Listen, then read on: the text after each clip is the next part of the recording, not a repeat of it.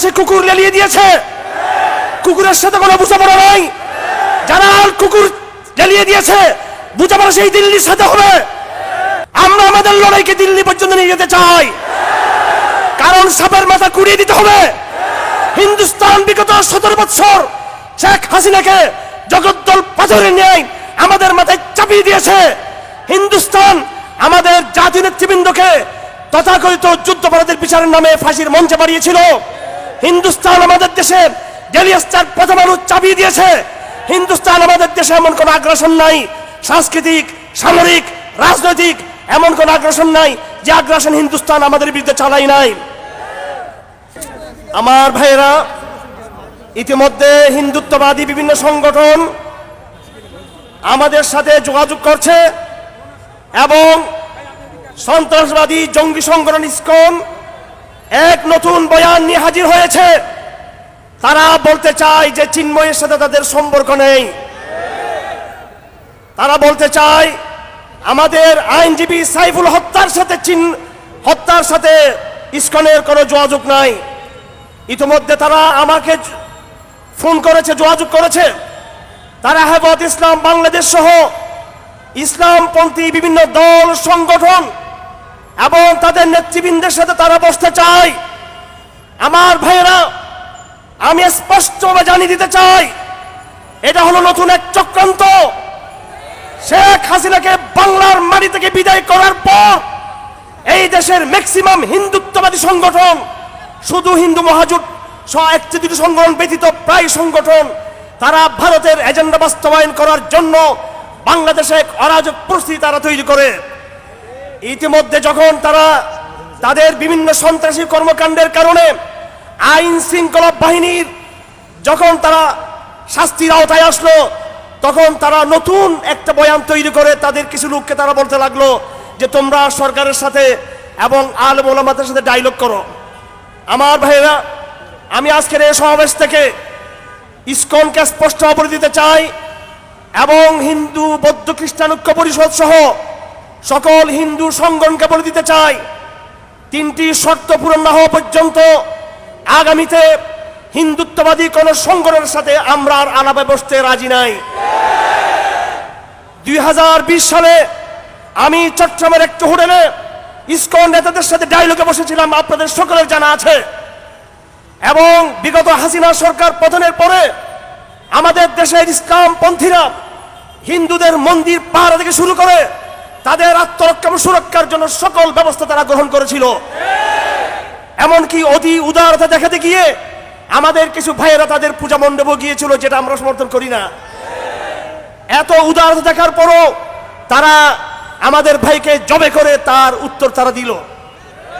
সুতরাং এখন কোন হিন্দু সংগঠন যদি আমাদের সাথে ডায়লগে বসতে চায়, 1 নম্বর শর্ত হলো এই সমস্ত হিন্দু সংগঠনগুলোকে ভারতের সাথে সম্পূর্ণভাবে সকল প্রকার সম্পর্ক ছিন্ন করতে হবে। নম্বর 2 হলো বাংলাদেশে হিন্দুদের উপর আক্রমণের যে সমস্ত ভুয়া প্রপাগান্ডা হয়েছে সেই সবের ব্যাপারে তাদেরকে অবস্থান স্পষ্ট করতে হবে। তাদেরকে বলতে হবে যে বাংলাদেশে হিন্দুরা মুসলমানদের পাশাপাশি অবস্থান করে তারা নিরাপদ রয়েছে এবং প্রথম আলো সহ বিভিন্ন ভারতীয় মিডিয়া যেটা প্রচার চালিয়েছে হিন্দুদের উপর আক্রমণ হয়েছে, এই কথা মিথ্যা, এটা ভুয়া, এই কথা হিন্দু নেতাদেরকে বলতে হবে।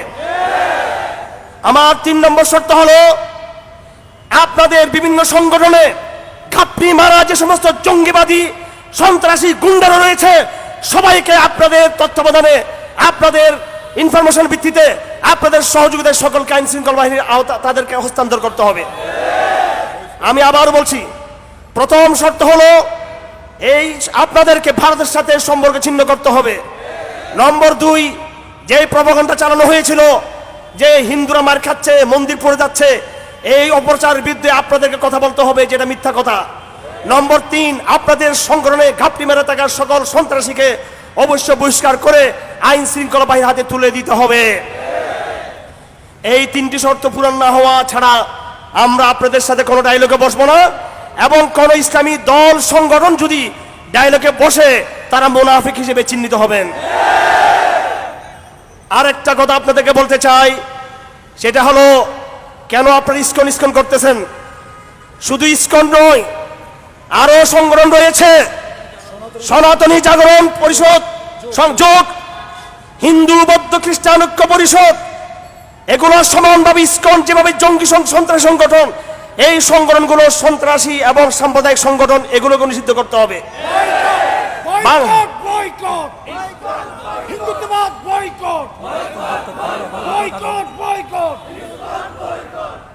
আমার আরেকটি কথা হলো, ভালো করে বুঝে নেবেন, আমাদের মূল লড়াই কিন্তু বাংলাদেশের হিন্দুদের সাথে নয়। এমনকি আমাদের মূল লড়াই বাংলাদেশে ইসকন সহ, সনাতনী মহাজোট সহ, হিন্দু বৌদ্ধ খ্রিস্টান ঐক্য পরিষদ, এদের সাথেও আমাদের মূল লড়াই নয়। আমি গত 2 দিন আগে আমার ফেসবুক স্ট্যাটাসে বলে দিয়েছি, সাপের লেজ চট্টগ্রামে, ঢাকায়, সাপের মাথা দিল্লিতে। আমাদের লড়াই দিল্লির সাথে। দিল্লি বাংলাদেশে কুকুর লেলিয়ে দিয়েছে, কুকুরের সাথে কোনো বোঝাপড়া নাই। যারা কুকুর লেলিয়ে দিয়েছে, বোঝাপড়া সেই দিল্লির সাথে হবে। হে সংগ্রামী সমাবেশ, আমরা আমাদের লড়াইকে দিল্লি পর্যন্ত নিয়ে যেতে চাই, কারণ সাপের মাথা কুড়িয়ে দিতে হবে। হিন্দুস্তান বিগত 17 বছর শেখ হাসিনাকে জগদ্দল পাথরের ন্যায় আমাদের মাথায় চাপিয়ে দিয়েছে। হিন্দুস্তান আমাদের জাতীয় নেতৃবৃন্দকে তথাকথিত যুদ্ধাপরাধের বিচারের নামে ফাঁসির মঞ্চে বাড়িয়েছিল। হিন্দুস্তান আমাদের দেশে জেলিয়াস্টার প্রথম মানুষ চাপিয়ে দিয়েছে। হিন্দুস্তান আমাদের দেশে এমন কোন আগ্রাসন নাই, সাংস্কৃতিক, সামরিক, রাজনৈতিক এমন কোন আগ্রাসন নাই যে আগ্রাসন হিন্দুস্তান আমাদের বিরুদ্ধে চালাই নাই। আজকের এই সমাবেশ থেকে আমরা বলে দিতে চাই, হিন্দুস্তানের সামনে 2টা পথ রয়েছে। হয়তো হিন্দুস্তান তার অতীতের অবস্থানকে পরিবর্তন করে আমাদের সাথে ডায়ালগে বসতে হবে এবং আগামী দিনের সহাবস্থান নিশ্চিত করতে হবে। হিন্দুস্তান যদি ষড়যন্ত্র অব্যাহত রাখে, বিভিন্ন সংগঠনকে লেলিয়ে দিয়ে, বিভিন্ন ব্যক্তিকে লেলিয়ে দিয়ে, তাদের কুকুরদেরকে বাংলাদেশে লেলিয়ে দিয়ে যদি অরাজক পরিস্থিতি তৈরি করতে চায়, তাহলে আমরাও কিন্তু হিন্দুস্তানের বিরুদ্ধে আমাদের রাজনৈতিক সামরিক লড়াই অব্যাহত রাখবো আমরা।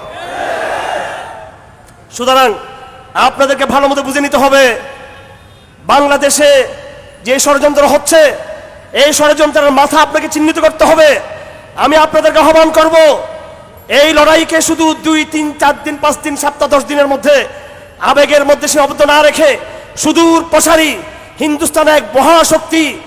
আমি আপনাদেরকে তথ্য দিচ্ছি, ইতিমধ্যে হিন্দুস্তানের সাথে ইসরায়েল যুক্ত হয়েছে। বাংলাদেশ থেকে ইসলামকে নিশ্চিহ্ন করার জন্য ইসরায়েল এবং ভারত যৌথ চক্রান্ত করে যাচ্ছে। আমাদের লড়াই দীর্ঘমেয়াদী লড়াই, আমাদের লড়াই সুদূর প্রসারী। আমাদের লড়াই 5 বছর লাগুক, 1 দশক লাগুক, আমরা আমাদের লড়াইকে সম্পন্ন না করা পর্যন্ত আপনারা আমাদের সাথে থাকবেন কিনা, এবং আজকের এই বার্তাগুলো আপনারা পৌঁছে দিবেন। আমার ভাইরাম, এখন আমি একটি কর্মসূচি দিতে চাই। আমি আশা করব এই কর্মসূচিতে আপনারা সকলে একমত পোষণ করবেন। ধরুন আজকে আমরা সমাবেশ করেছি, এই সমাবেশের যে প্রভাব রয়েছে সেটা আমরা স্বীকার করি, কিন্তু আমাদেরকে সমস্যার গোড়া চিহ্নিত করতে হবে। যেহেতু ইতিমধ্যে এটা প্রমাণিত হয়েছে ভারত বাংলাদেশের চক্রান্ত করে যাচ্ছে, সেজন্য আগামী সোমবার আমাদের হেফাজত ইসলামের চট্টগ্রামের এবং কেন্দ্রীয় যুগ্ম মহাসচিব 2 জনের উপস্থিত রয়েছেন। তাদের উপস্থিতিতে এবং আমাদের হেফাজতের নায়েব আমির সহ আরো তরুণ প্রজন্মের বিভিন্ন দায়িত্বশীলরা এখানে উপস্থিত রয়েছেন। আমি তাদের পরামর্শ করে তাদের সাথে ঘোষণা দিচ্ছি, আগামী সোমবার ইনশাআল্লাহ আজিজ সকাল 11টায় বাংলাদেশের চট্টগ্রামস্থ অবস্থিত ভারতীয় হাই কমিশন অভিমুখে আমাদের লং মার্চ হবে ইনশাআল্লাহ আজিজ।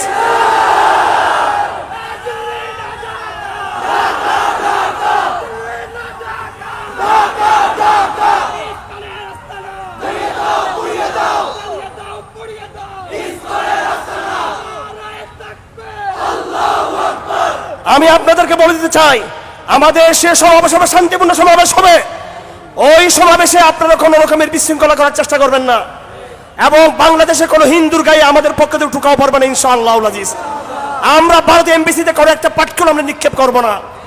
আমরা আইন শৃঙ্খলা বাহিনীর সাথে যোগাযোগ করে বাংলাদেশের বিভিন্ন গোয়েন্দা সংস্থাকে ইনফরমেশন দিয়ে এবং তত্ত্বাবধায়ক সরকারে যারা রয়েছেন এবং সমন্বয়কারী ছাত্ররা যারা রয়েছেন সকলকে জানিয়ে দিব আমরা ভারতীয় দূতাবাস অভিমুখে আমরা শান্তিপূর্ণ যাত্রা করব এবং শান্তিপূর্ণ দূরত্ব অবস্থানে থেকে আমাদের প্রতিনিধিরা ভারতীয় হাই কমিশনে আপামার তৌহিদি জনতার পক্ষ থেকে তারা স্মারকলিপি প্রদান করবেন ইনশাআল্লাহ আজিজ।